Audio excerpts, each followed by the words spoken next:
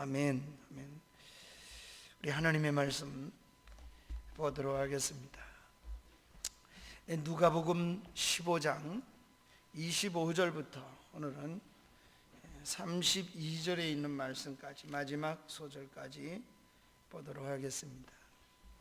우리 누가복음 15장 오늘은 마지막 부분 25절부터 32절에 있는 말씀을 우리 한 목소리로 함께 읽도록 하겠습니다.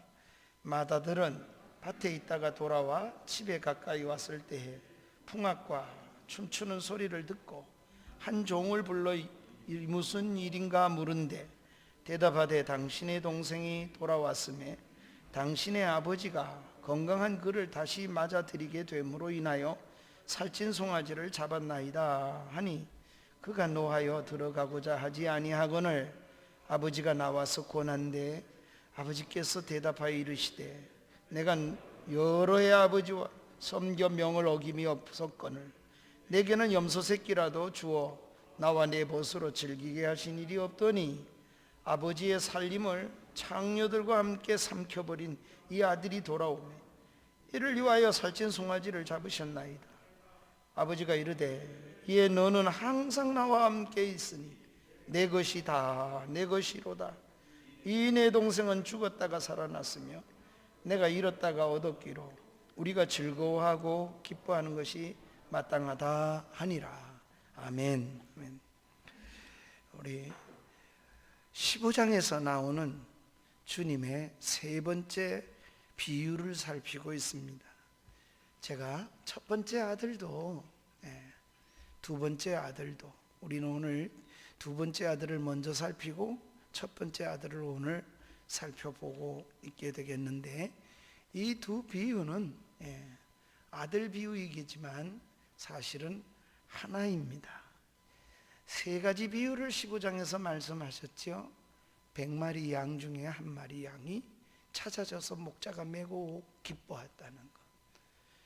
여자가 한 10드라크마 중에 한 드라크마를 잊어버렸는데 자꾸 또 찾아서 집안에서 쓸고 또 쓸어서 집안에서 찾았습니다.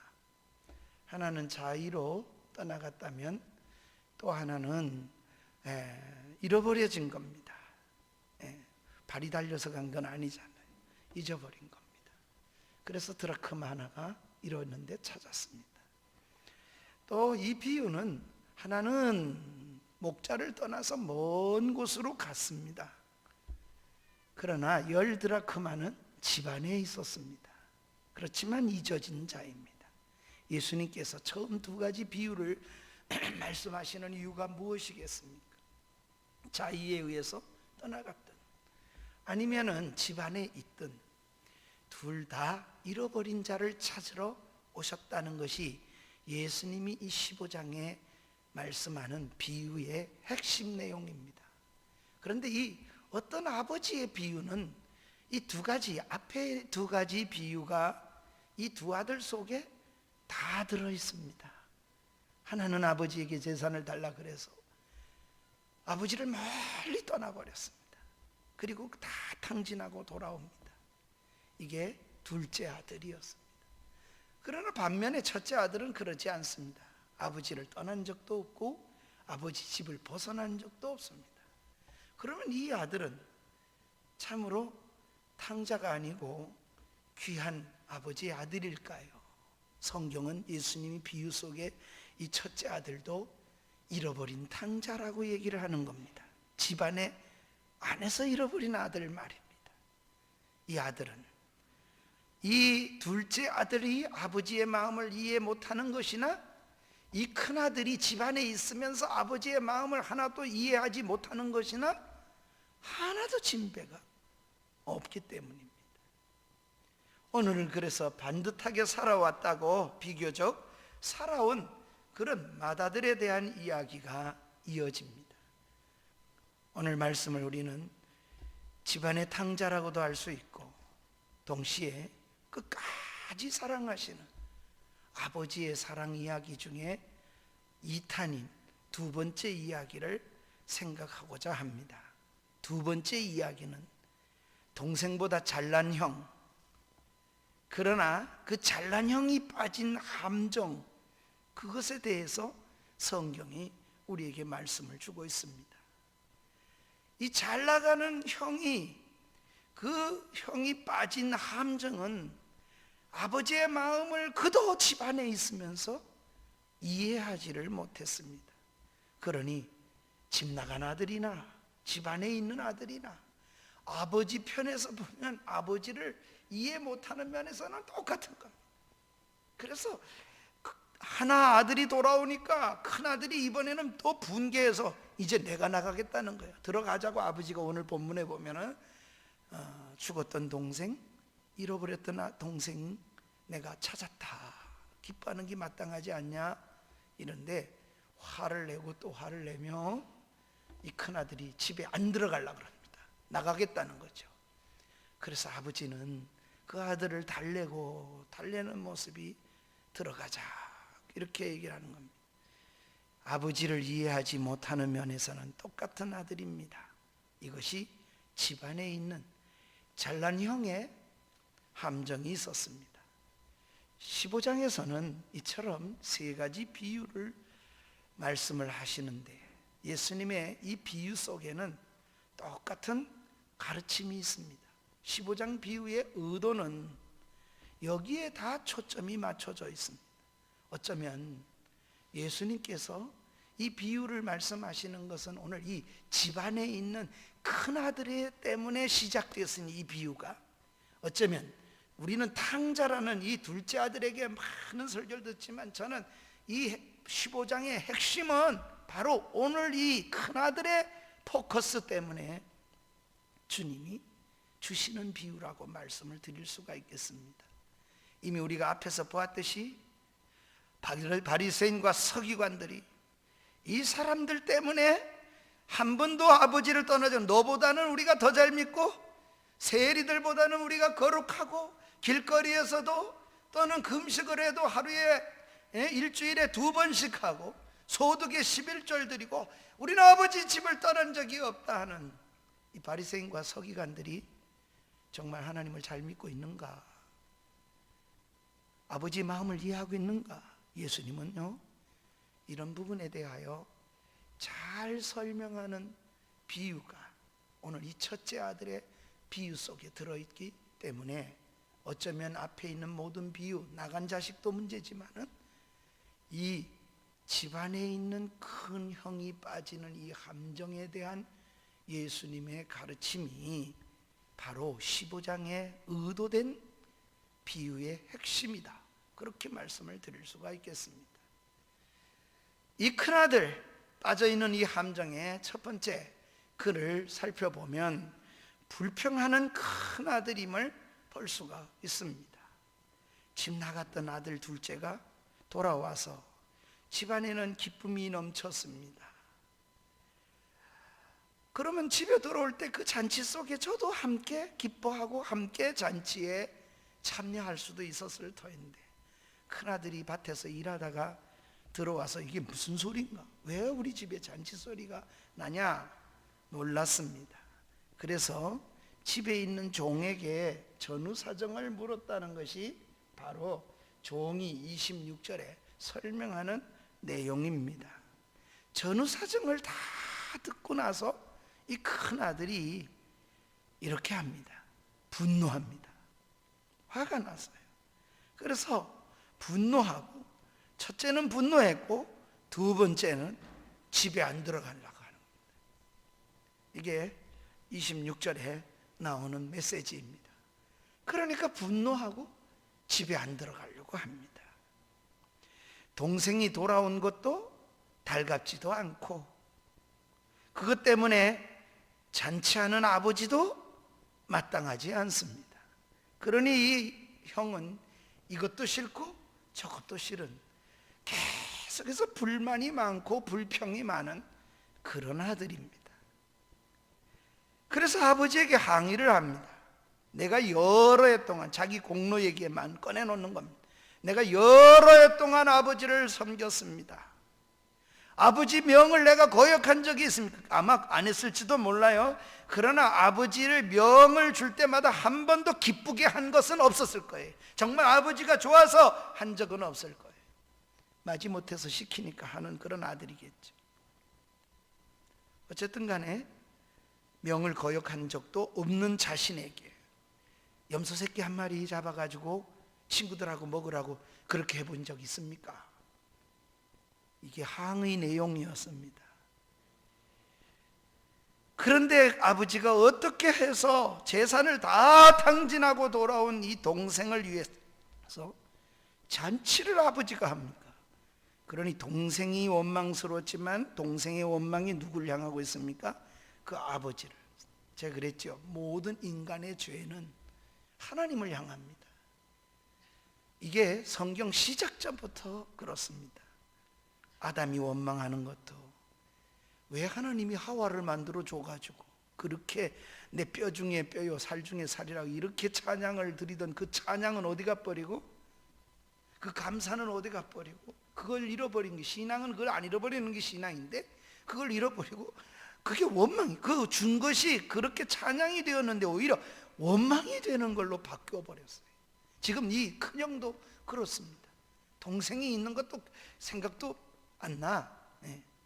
동생이 돌아온 것도 반갑지도 않아요. 그러나 더 문제는 그런 동생에게 아버지가 어떻게 그렇게 하고 아버지가 그렇게 나한테는 안 할 수 있나, 이걸 가지고 원망을 하는 겁니다. 동생을 위함도 아니요 아버지를 위함도 아니었습니다. 그래서 그 속에는 불만의 원망과 불만이 가득 있는 것뿐이었습니다. 자, 그러나 아버지는 어떻게 합니까? 그런 큰아들에게 이렇게 얘기를 합니다. 동생 얘기를, 네 동생 말이야, 이렇다가 찾았어. 네 동생 말이야, 죽을 뻔했잖아. 죽었다가 살아난 거야. 그러니까 아버지도 두 가지를 얘기하며 두 가지를 이야기하면 즐거워하고 기뻐하는 것이 마땅하지 않느냐. 여기서 우리는 15장 1, 2절에서 시작할 때 예수님이 비유를 말씀하시기 전에 하신 말씀을 떠올리지 않을 수가 없습니다. 바리새인과 서기관들이 예수님이 죄인과 세리들과 죄인들과 밥 먹는 걸 보시고 기뻐하시는 걸 보고 뒤에서 수군거려 가로되 죄인의 친구로다 비웃고 조롱하더고, 그리고 그렇게 예수님을 비웃던 그 바리새인과 서기관들 말입니다. 어쩜 이 큰아들하고 너무 비슷하지 않습니까? 주님이 죄인들을 영접하고 함께 음식 먹는다고 가난한 그저 비난하던 2절에 그 바리새인과 서기관들 말입니다. 그래서 이를 예수님께서 지금 이 비유 속에 다 담고 계신 겁니다. 자신의 거룩하고 자신의 나는 깨끗한 크리스천이고 나는 거룩하다고 자랑을 하면서도 죄인들에 대해서는 손가락질하고 비난하고 그렇게 살아가는, 여러분 이 마음이 참, 제가 그랬죠. 예수를 잘못 믿으면 괴물이 된다고요. 믿으면 믿을수록, 열심을 내면 낼수록 더 괴물같이 돼간다고요. 모든 사람을 다 정죄하고 나 외에는 나쁘고 예수 못 믿고 넌 그렇게 믿지 마라, 그따구로 믿으려면 믿지 마라 이래고 괴물처럼 돼가요. 내가 이렇게 살았더라도 더 잘 믿어야 되고 믿음으로 이렇게 살아야 돼서 아버지의 마음과 그 부드러움이 나오는 게 아니라 괴물 같은, 그래서 바리새인과 서기관들처럼 도무지 자기 말을 듣지 않는, 자기와 같지 않은 사람은 아무도 포용되지 않는 아주 외골수의 아주 정말 그런 사람이 되어버리고 말아버릴 수 있다는 위험성, 함정 말입니다. 바리새인들과 서기관들만 그럴까요? 오늘 예수 믿는 우리들도 동일한 원리 속에 빠져. 그래서 안 믿는 사람이 볼 때에는요, 교인들이 아주 저들끼리 믿음이고, 교회 가보니까 예수 믿는 것들 더 웃기는 것들이라고, 목사 때문에 못 믿겠다고, 장로 때문에 못 믿겠다고, 그런 말이 나올 수 있는 위험성 말입니다. 무엇 때문일까요? 바로 이 형이 빠져있는 함정 때문입니다. 그는 결코 거룩하지도 않았고 아버지의 마음도 사실은 이해하지 못하는 자들이요. 그러니 믿는 일도 아닌 겁니다. 종교생활일 뿐이에요. 여러분, 신앙생활에 종교생활하지, 종교생활이라는 게 틀렸단 말이 아니에요. 종교생활로 끝나지 않기를 주의 이름으로 축원합니다. 믿음의 삶을 살아야 된다는 얘기입니다. 그러기에 아버지의 마음도 이해 못했고 동생에 대한 사랑도 없어요. 그러니까 이 사람은 마음이 아주 강팍한 거예요. 다쳐서. 아무도 내가 중심이야. 우리들도 죄인이 회개하고 돌아오는 것을 기뻐하는 하늘 아버지처럼 나는 그렇게 하나님의 자녀로 살아가고 있는가? 우리가 돌아봐야 할 이유가 있습니다. 이 큰아들의 본 모습이 무엇인가를 좀 더 생각해 보십시다. 두 번째로 우리가 생각할 것은 이 큰아들의 자기 공로를 내세우는 큰아들을 우리가 보게 됩니다. 자기 의를 내세우는 아들입니다. 아버지, 나한테 지금 아버지가 큰아들도 그렇고 둘째 아들도 그렇고 자기가 벌어가지고 지금 있는 게 아니에요. 아버지의 자산을 그냥 쓰고 누리고 그래 하는 거예요. 그러면서도 이렇게 말하는, 나를 위해서 당연히 해야 될 일을 안 하는 것처럼 그렇게 원망이 이 속에 있고 불만이 있고 불평이 이 속에 가득합니다. 왜 불평과 불만일까요? 왜 감사가 없고 기쁨을 잃어버렸을까요? 신앙생활에 자기 의에 빠지면 그런 현상이 일어납니다. 신앙 속에서 그래서 위기지요. 가까이 있으면서도 등잔 밑이 어둡다는 우리 속담처럼 마치 등잔 밑이 되어버리는 겁니다. 그래서 하나님의 정작 봐야 될 하늘의 세계를 보지 못하게 되어버리고 갇혀져 버린다면, 그렇게 잃어버리면 얼마나 안타깝습니다. 자기 의의를 내세우는 맏아들을 우리는 두 번째로 보게 됩니다. 29절입니다 29절을 우리 같이 한번 읽겠습니다. 29절에 아버지께 대답하여 이르되 내가 여러 해 아버지를 섬겨 명을 어김이 없거늘 내게는 염소 새끼도 주어 나와 내 벗 즐기게 하신 일이 없더니. 지금 이 사람 말하는 그 주어를 보세요. 내게는 나와 내 벗. 이 사람 이상하지 않아요? 전부가 자기가 전부 주축입니다. 마치 예수님이 소출을 거두어서 농사를 많이 지었던 어떤 부자 이야기하는 거 들어보셨죠? 내가 농사를 지어서 내 곳간을 짓고 헐어서 내가 내 곳간에 내가 내 영혼아, 마지막에 내 영혼아 평안히 먹고 마시자. 그때 우리 하나님이 이렇게만, 그 어리석은 부자라 그랬죠? 오늘 밤에 내 영혼 내가 불러 찾으리니 네 쌓아놓은 것이 네 것이 되겠느냐. 사람에 대하여, 물질에 대하여, 세상에 대하여 부요하고 하나님께 대하여 부요하지 못한 자가 이와 같다. 예수님 그렇게 해석까지 해주는 어리석은 부자 비유가 있습니다. 그때도 그 부자도 내가 내 곳간 내가 편안하게. 지금 이 아들이 하나님은 어디 가버리고 내 공로에 사로잡혀 있습니다. 아버지의 재산을 탕진하고 돌아온 아들을 맞은 아버지의 마음, 잃었다가 찾았고 죽었다가 살아온 그 아들 때문에 아버지가 기뻐하는 거예요.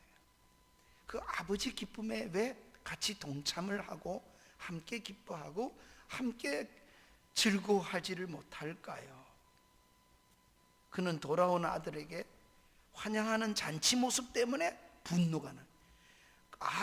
동생한테 잔치해 주는 게 분노요. 그런 아버지가 싫어. 또 그러니까 또 분노요.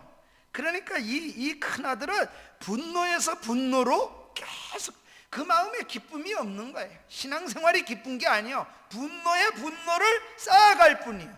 진노에 진노를 쌓아갈 뿐이고 구원과는 아무 상관이 없는 자기 의에 빠진 그런 사람으로 살아남을 수 있는. 그러니까 신앙 가까이 있으면서 종교생활 때문에 괴물처럼 돼갈 수도 있어요. 이런 사람이 되면 가정에서도 문제지요. 강제로 자식을 신앙생활 강제하는 줄 알아요. 어제도 어떤 우리 원주에 있는 권사님 전화를 하셨어요. 아마 아들을 마음대로 안 되죠. 마음대로 할 수 있는 게 뭐 있습니까? 아닙니다. 끝까지 그 아들을 위해서, 그 딸을 위해서 우리가 어떻게 해야 됩니까? 믿음으로서. 이런 아버지한테, 아버지 때문에 난 안 믿어요, 이렇게 되면 어떻게 되겠습니까? 그러니 어떻게 하나님 앞에 서야 되는가? 여러 해 동안 아버지를 안 섬겼을까요? 그 아버지 집을 떠난 적이 있을까요? 외형적으로는 없습니다. 그러나 한 번도 아버지 집에 살았을까요?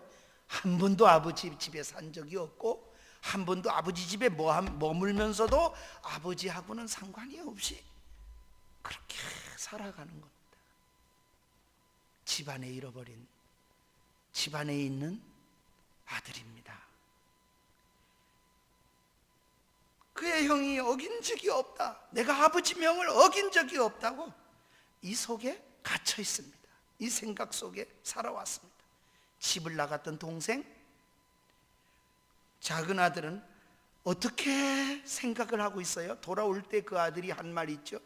내가, 한번 따라합시다. 내가 하늘과 아버지께 죄를 지었으니 하늘과 아버지께 죄를 얻었습니다. 이 겸손과 아버지의 마음을 이해 못한 걸 이 아들이 정말 겸비하게 그렇게 하잖아요. 근데 이 아들은 그런 마음이 조금도 없어요.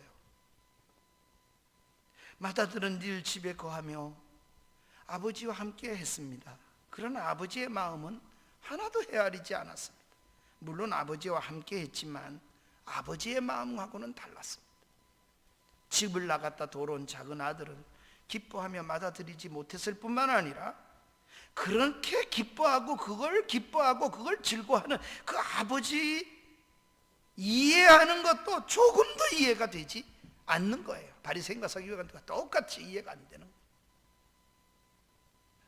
이 맏아들이 바로 1, 2절에 나오는 주님의 세리가 영접하고 기뻐하고 즐거워하고 잔치하는 예수님, 그리고 죄인과 같이 먹고 마시며 기뻐하고 즐거워하는 그 예수님을 보고 뒤에서 수군거리고 욕하고 비방하고 이해 못하는 바리새인과 서기관들하고 어쩌면 비슷하지 않는가요? 자기들은 하나님의 명령을 어긴 적이 없기 때문에 죄도 없다고 생각했습니다. 어떻게 이렇게 착각하고 외식 앞에 섰는가? 이게 함정이에요. 신앙생활에도 이런 함정이 있다는, 교회 오면 될 줄 알았는데 교회 안에 이런 함정이 있다는 사실을 여러분 아십니까? 지금 그래서 찾는 일은 외지에서만 찾는 게 아니고 계속해서 말씀으로 찾으셔요. 안에서도 찾고 밖에서도 찾으시고. 우리 주님은 이 땅에 왜 오셨는가? 찾기 위해서 오셨어요. 부르기 위해서 오신 거예요. 이 비유의 말씀을 주셨지만 예수님이 이 비유를 담고 말씀하지만 그 비유가 뭔지 바리새인과 서기관들이 잘 몰랐어요. 깨달아지지가 않는 거예요. 사랑하는 여러분, 예수 믿는 우리는 혹시 나 혼자 의로운 척하며 나 외에 다른 사람들 안 믿든 받아들이지 못하는 편협한 신앙을 갖고 머물고 그 안에만 살아가고 있는 건 아닌지요? 오히려 믿지 않는 사람이 들어올 틈이 없는 거예요. 예?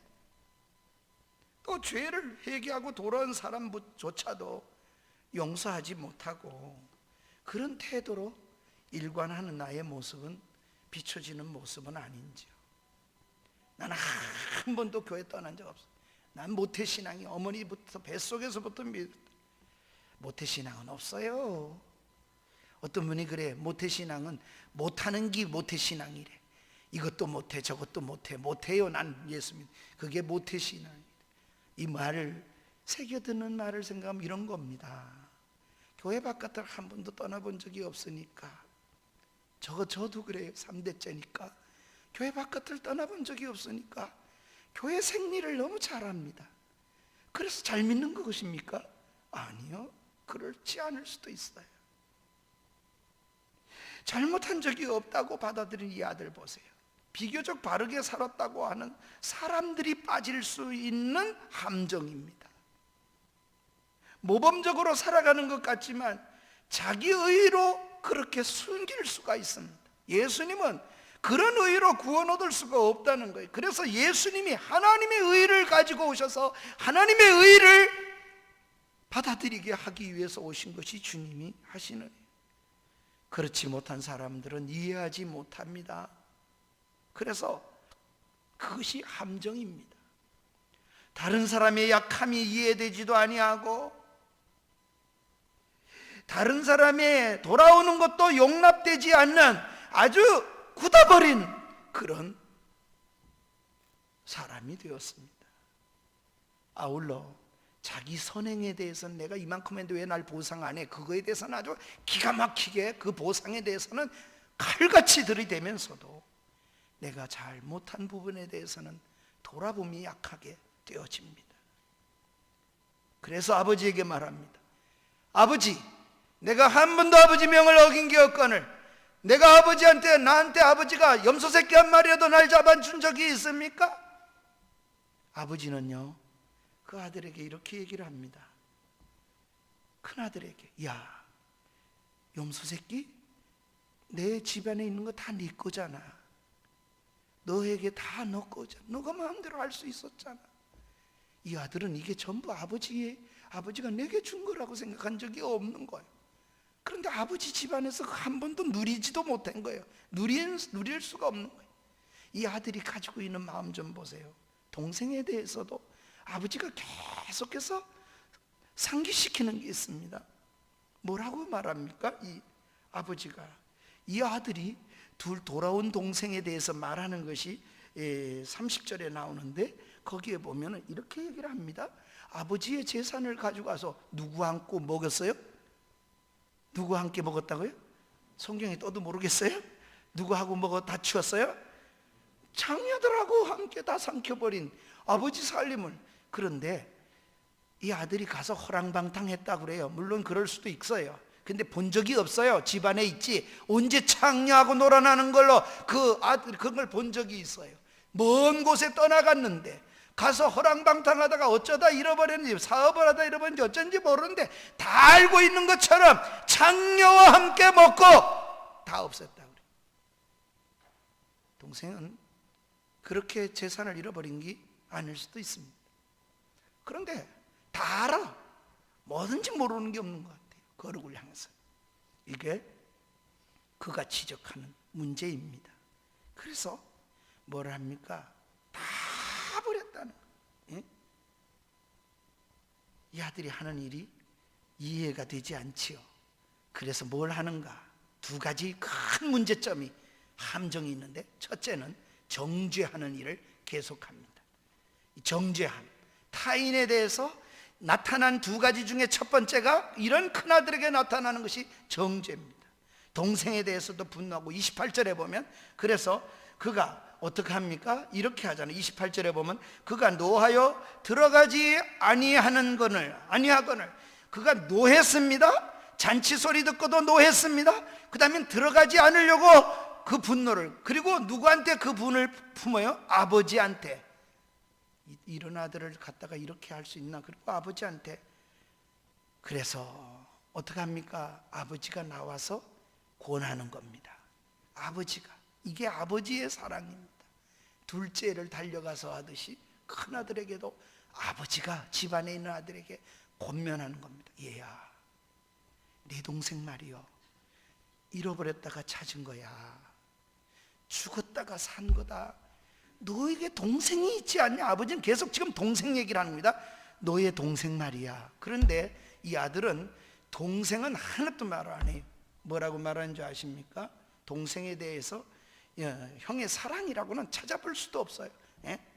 그리고 무시할 뿐 아니라 미래에 대해서도 이 동생이란 놈은 싹수가 놀았고 그 동생이란 놈은 아예 적이요, 적. 그러니까 반갑게 맞지를 못하는 겁니다. 아버지의 마음은 계속해서 내 동생이라니까 이걸 상기시켜 주는데, 이 아들의 고백 속을 한번 들어볼까요? 30절에 이렇게 얘기를 합니다. 30절을 우리 다시 한번 읽어볼까요? 시작. 아버지의 살림을 창기들과 함께 삼켜버린 누가 아들이 돌아왔음에, 영어 성경에 보면은요, 이 아들이 당신의 아들이 돌아왔음에, 이런 말이에요. 아버지는 얘야, 내 동생이 죽었다가 살아왔다. 내 동생이 있지 않니? 어쨌든 찾았으니 너무 좋지 않니? 너무 기쁘지 않니? 이렇게 잃었다 찾고 죽었다 살아난 동생 아니니? 동생이 있지 않냐? 이렇게 얘기를 하는데, 이 아들이 하는 말은 당신의 아들이 당신의 아들, 예? 이렇게 얘기를 하는 겁니다. 삼켜버린 이 아들, 내 동생이라고 아버지는 동생을 계속해서 언급을 하며 동생이 돌아왔다고 이야기를 하는데, 이 거룩에, 자기 함정에 빠진, 거룩도 아니죠, 외식이지요. 거기에 빠진 이 형은 그렇게 생각하는 겁니다. 그러기에 동생에 향한 동정도 없고, 동생이 아니요, 당신의 아들이, 아버지의 나쁜 아들, 아버지는 네 동생이라고 자꾸, 너 같이 있어야 될, 같이 천국을 누려야 될, 같이 하나님 나라에 들어갈 하나님의 그런 사람이라고 이야기하는데, 바리새인들은 저것들은 죄인이고 저것들은 못 가야 될 것들이고 저것들이 왜 있니? 그의 잘못만 봅니다. 그가 끼친 손해만 언급을 합니다. 그러니까 나의 참으로 깨끗함을 강조하기 위하여 한없이 정죄하는 모습을 볼 수 있습니다. 이게 특징 지어지는 모습. 이런 아들에게 두 번째 나타나는 특징이 하나 있는데, 두 번째는 이해라고는 요만큼도 없는 아주 몰리 이해하는 형입니다. 동생을 받아들이는 아버지에 대해서 이해가 되지 않는 거예요. 몰리 이해의 이 아들의 모습을 볼 수 있습니다. 30절입니다. 다시 보면 이렇게 얘기를 하잖아요. 이를 위하여 살찐 송아지를 잡았나이다. 이 같은 아들을 위해서, 나를 위해서는 아니고 이 아들을 위해서는 이렇게 했나이다. 무시하고 정죄할 뿐만 아니라 아들로 받아들이는 아버지의 사랑에 대하여, 그런 아들을 받아들이는 아버지의 사랑에 대하여 몰리 이해하는 거예요. 그러니까 큰아들이든 둘째 아들이든 사실은 다 탕자고, 이 성경의 이야기는 하늘 아버지의 사랑 이야기입니다. 그 모든 걸 넘어서. 그래서 우리는 요한복음 3장 16절이 성경 전체의 요절이라고 합니다. 하나님이 세상을 이처럼 사랑하사 독생자를 주셨으니 이는 저를 믿는 자마다 멸망치 않고 영생을 얻게 하려 합니다. 예전 성경에는 누구든지, 하나님이 세상을 이처럼 사랑하자, 누구든지 예수 믿으면 멸망하지 않고, 그러나 그 가운데 택한 사람만 믿으니까 이는 저를 믿는 자마다, 이렇게 번역을 좀 더 성경의 원문에 가깝게 번역을 다시 했습니다. 아무나 다 들어가는 건 아니야. 이 세상에 누구든 다 들어가는 건 아니야. 예수 안에 있는 사람만 들어가기 때문에 이는 저를 믿는 자로 번역을, 제가 어릴 때는 그렇게 하지 않았어요. 뭐 손가락 가지고 그렇게 우리가 찬양을 율동을 하면서도 누구든지 예수 믿으면 멸망하지 않고 영생을 얻으리로다.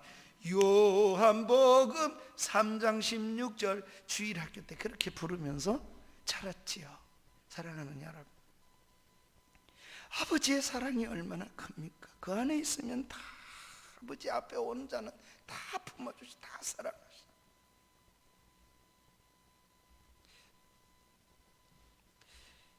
문제는 이 함정에 빠져나오지 못한 큰아들이 문제입니다. 그 빠진 함정이 너무 깊습니다. 주님이 말씀하셔도 바꾸지 않습니다. 예수님이 가르쳐도 깨달으려고 하지도 않고 비난하고 비웃고 그렇게 합니다. 그러니 이 비유를 예수님께서, 세 가지 비유를 예수님이 설명하셔야 할 이유가 있었습니다. 그것은 1, 2절이 이 비유를 하게 되는 배경입니다. 1, 2절이 뭡니까? 모든 세리와 죄인들이 말씀을 들으러 주께 가까이 나왔다. 이게 1절이잖아요. 2절이 뭡니까? 이런 걸 보고 어떡합니까? 바리새인과 서기관들이 수군거려 이 사람이 죄인을 영접하고 음식을 같이 먹는다 하더라. 이게 2절 아닙니까? 이런 편견을 가지고 주님을 바라보았고, 이런 생각을 바로잡기 위해서 비유의 말씀을 해도 고쳐지지를 않습니다. 하나님의 말씀이 아무리 들어도 자기 고집이 너무 센 사람에게는요, 말씀이 들려지지가 않아요. 받아들이지 않으니까 고쳐지지도 않아요. 주님 가까이 있으면서 이런 사람이 된다? 얼마나 비참해요. 차라리 먼 데 있는 사람보다 더 비참하잖아요. 집안에서 잃어버린 사람은 더 비참한 겁니다. 자기 잣대로 계속해서 남을 잣대를 댑니다. 다른 사람을 참으로 무참히 밟습니다. 자기 생각대로 평가하고 자기 비난했던 자들을 함부로 입을 마구 놀리는 삶을 살아가게 될 겁니다. 자기 의에 빠진 사람들의 모습입니다. 이런 사람은 두 가지가 없습니다. 첫째, 한번 따라합시다. 첫째, 그의 생애 속에 행복이 없다, 기쁨이 없어요, 즐거움이 없어요. 그 생애는 돈을 벌었든 안 벌었든, 지위가 올라갔든 내려갔든 아무 상관이 없어요. 돈이 있으면 벌게 더 많으면 행복할 거라 생각을 했겠지만, 돈이 있어도 그 사람은 행복하지 않아요. 그러나 하나님의 사람으로 살아가는 사람은 없어도 행복하고 즐거워하고 기뻐하고 잔치가 돼요. 예수 믿는 것은 감사구나, 그렇게 살아갈 수 있게 되겠죠. 우리 모두가 하나님이 주시는 은혜와 하나님 주시는 즐거움을 받아 누릴 수 있는 은혜가 있기를 주의 이름으로 축원합니다. 처음 예수 믿었을 때는 안 그랬을 거예요. 그런데 우리가 어느새 함정에 빠져버린 거랍니다. 내가 잘났을 때, 내가 모범적으로 살아갈 때, 여러분 그 자체만으로도 얼마나 감사합니까? 그 자체를 감사하십시오. 내가 저렇게 빠졌는데 나는 안 빠질 수 있는 계기가 된 거 얼마나 감사해요. 산불이 났는데도 나는 여기 산에 안 살아서 여기서 안 타니까 감사한 거 틀림없죠. 그 감사하는 게 나쁘다는 말이 아닙니다. 이렇게 살아갈 수 있는 거 감사요, 하나님의 은혜로 찬송을 해야 합니다. 그리고 더 나아가서 그렇지 못하게 살아갈 수 있는 것을 참으로 생각하고 하나님의 마음으로 측은히 여기고 아버지의 마음을 잃어버리지 않게 해주세요. 정말 은혜가 임하면 그렇게 되거든요. 모두를 우리 주님이 안고 가잖아요. 모두를 포용할 수 있는 하나님의 사람으로 커가는 거예요. 그래서 가시 있는 나무가, 여러분 가시는 아카시아든 장미든 가시 있는 나무가 아름드리로 크는 가시 있는 나무 본 적이 있어요? 없다 그래요. 자연학자들도 그런 얘기를 해요. 그러니 가시나무는 그저 장미꽃도 피우고 아름답게 피워내는 거는 할 수 있을지 몰라도 교회의 기둥 같고 집안의 기둥같이 버팀목이 되어주고 정말 쓸 수 있는 기둥은 거기서 나올 수가 없는 거예요. 우리는 어떤 하나님의 사람으로 쓰였으면 좋겠습니까? 시대적인 기둥으로, 그리고 하나님의 사람으로 쓰여져야 되지 않겠습니까? 하나님이 우리 인간을 보시고 잘난 형과 같이, 하나님이 말이요, 잘난 형처럼, 그 잘난 형처럼 우리 하나님이 그런, 아버지가 그런 마음을 가지셨다면 아마 인류는 희망이 없었을 거예요. 예수님이 이 땅에 내려오셔서 인간을 보시고 잘난 형과 같은 그런 자세를 가지고 예수님이 사셨다면 주님은 결코 십자가를 지실 수 없기 때문입니다. 안 지시겠죠. 정죄하고 심판하고, 그리고 그런 자격을 가지고 정말 가지고 있는 사람은 지금도 그 이 형이 이렇게 정죄하고 형이 이렇게 말하잖아요. 형이 정죄하고 형이 그럴 사람이 아니요, 정말 정죄하고 정죄할 수 있는 자격을 가진 사람은 아버지입니다. 그 아버지가 둘째 아들, 너는 그랬으니 내 아들 아니야, 이렇게 정죄할 수 있는 아버지가 그래 하지 않았습니다. 정말 정죄할 수 있는 것은 하나님 아버지 외에는 없는데 하나님은 가까이 있는 사람들이 그렇게 살아간다. 하나님하고는 아무 상관이 없는 함정에 빠졌습니다. 우리가 바로 서기 위해서라도 못난 동생 같은 죄인을 바라보는 눈부터 하나님, 하나님의 심정을 주십시오. 그리고 하나님의 은혜 안에 거하게 하여 주옵소서. 집안의 탕자로 살지 말게 하옵소서. 아버지의 사랑을 날마다 볼 수 있는 그 은혜가 우리 삶 속에 있게 하옵소서. 이제 갈 길이 보였으면 우리는 그렇게 살아가도록 살아내야 합니다. 다 같이 우리 일어나셔서 찬송가를 드리는데 갈 길을 밝히 보였으니 524장을 드리겠습니다. 주 앞에 빨리 나아갑시다. 그리고 2절에 보면 우리를 오라 하시는 말 기쁘게 듣고 순종하자 그랬습니다. 그게 믿는 것이기 때문에 지체하지 말고 속속히 나가자고 그렇게 가사가 적혀 있습니다. 우리 가사를 생각하며 우리 찬양을 드리겠습니다. 524장